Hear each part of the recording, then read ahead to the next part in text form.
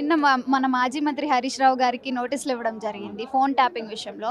ఆ విషయంపై మీరు ఎలా స్పందిస్తారు? అది ఫోన్ ట్యాపింగ్ ఏందంటే హరీష్ రావు, రేవంత్ రెడ్డి పండుకున్న హరీష్ రావు, నిద్రపోయిన కేటీఆర్, ఆలోచనలు చేసిన కేసీఆర్ వచ్చినా కూడా భయం బంతులలో ఫోన్ ట్యాపింగ్ పెడుతుండు, భయం బంతులు చేస్తుండు. ఆయన అధికారంలో రావాలని చూస్తుండు. ప్రజలు ఏం చేసారు, ఎన్నుకున్నారు ఆయన రేవంత్ రెడ్డిని.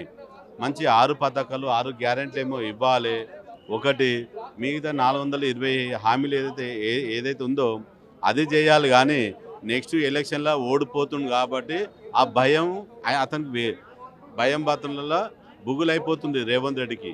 సుప్రీంకోర్టులో ఆల్రెడీ ఈ ఫోన్ ట్యాపింగ్ విషయాన్ని కొట్టివేయడం జరిగింది. మళ్ళీ ఈ విషయాన్ని తెరపై తీసుకొస్తున్నారు. దానిపై మీరేమంటారు?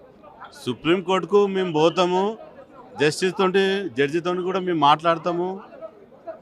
ఏదన్నా వాదన మాది ఏమైతే ఉందో క్లియర్ ఏం చెప్పుకుంటాం మేము. దాంట్లో ఏముంది, అలా ఏం లేదు, ఫోన్ ట్యాపింగ్ లేదు, ఏం లేదు. ప్రజల కోసము పక్షాన కోసం కొట్లాడుతుండు మా నాయకుడు. ఆల్రెడీ కొట్టేసింది కదా ఈ ఫోన్ ట్యాపింగ్ విషయం అనేది, కొట్టేసింది కదా. మళ్ళా ఏంటంటే ఒక ఇతనం వేసినట్టు వేస్తుండు రేవంత్ రెడ్డి. ఏంటంటే అధికారంలో నేను కోల్పోతానని రేవంత్ రెడ్డికి తెలిసిపోయింది, అటర్ ఫ్లాప్ అయిపోయింది.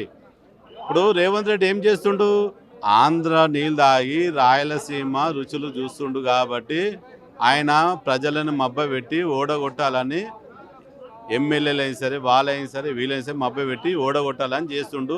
ప్రభుత్వం మళ్ళా కాంగ్రెస్ రావాలని చూస్తుండు. కానీ జన్మల చరిత్రలో కూడా కాంగ్రెస్ గవర్నమెంట్ రాదు, బీఆర్ఎస్ గవర్నమెంట్ వస్తుంది.